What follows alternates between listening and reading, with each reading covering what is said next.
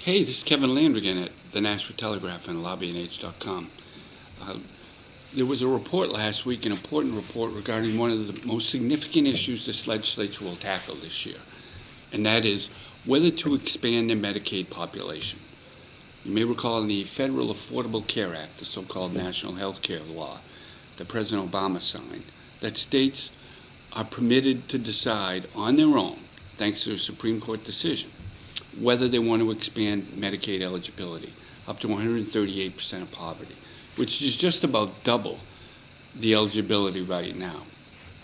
Consultants report the Lewin Group had already concluded that the state could expand its Medicaid population to cover as many as 70,000 more people, which isn't quite double, but it's about 60% increase in the Medicaid population. The report this past week essentially said, here are the winners and losers if you expand Medicaid versus if you don't. And one of the interesting stories is hospitals actually lose money if you expand Medicaid, which seems kind of counterintuitive, but here's why. The Affordable Care Act requires everybody to get health insurance. So many of these folks who are low and moderate income are going to have to get health insurance or pay a penalty to the federal government.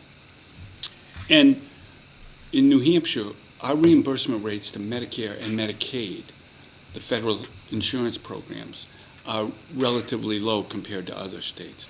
Our reimbursement that is paid under commercial insurance is higher.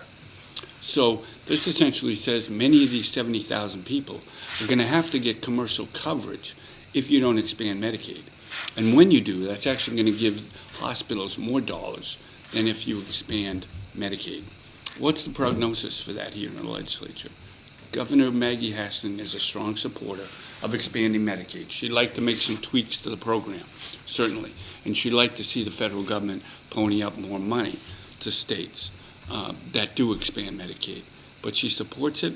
I think the democratically led House of Representatives will support it. This really rests with the state Senate. It's very narrowly Republican, 13-11. And it'll be interesting to see what they do. I think in the main, some kind of expansion of Medicaid is probably likely. It's only going to take a couple of Republicans to support that kind of decision. And certainly expanding Medicaid would provide more people with health care. But it's going to be a bitterly fought issue, and it's certainly not decided now. We'll see in the next couple months where this issue leads us.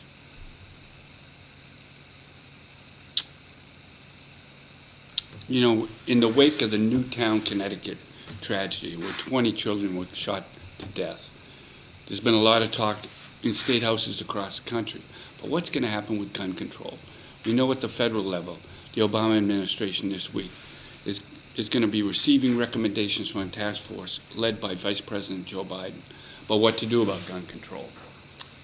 So what's going to happen here in New Hampshire? The answer is not a lot, I don't believe. Gun owners are a very strong lobby in this state. We have a high percentage of folks who are members of the National Rifle Association. We have a very high percentage of veterans who are also gun owners as well. Gun control legislation has not done very well here in the past. It certainly didn't advance in any manifest way during all 8 years of Governor John Lynch's administration, even though he's a Democrat. He certainly supported law enforcement and fought expansion of gun rights, but he didn't propose any gun control. There's very modest attempts to do that this year. The most significant one really will be repealing the so-called Stand Your Ground law, which essentially right now, the Republican-led legislature passed this along the lines of the Florida law that allows the public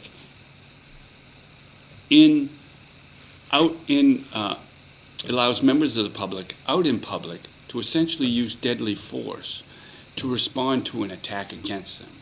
Prior to this principle, you could defend yourself with deadly force in your home and on your property. But outside your property, you had to first try to retreat before you could use force. And if you couldn't retreat, you then could use force. This changes that dynamic, allows people to use deadly force, Governor John Lynch vetoed this bill. The Republican-led legislature overrode the veto. House Majority Leader Steve Shurtleff has proposed legislation to repeal that stand your ground principle. I think he probably could have some success doing that in the House of Representatives, but certainly in the state Senate, it's a very difficult proposition, and I think it's going to be very difficult for him to achieve. That's the biggest piece of legislation as far as gun control that's been proposed. There are proposals to require firearm safety education to occur before someone possesses a gun. That kind of legislation in the past hasn't gone very far. I find it very difficult to believe the state Senate would support something like that. There are some attempts to expand gun owner rights. I don't think they're going to succeed as well, to try and make New Hampshire one of only 4 states that has no permit to carry a concealed weapon. J.R. Hole, a Dunbarton Republican, very strong supporter of gun rights, is sponsoring that bill. Don't expect it to pass this House this year. I think it's very much the status quo on guns, which shouldn't be a surprise, given we're a libertarian state, a very personal freedom state, and a very pro-Second Amendment state.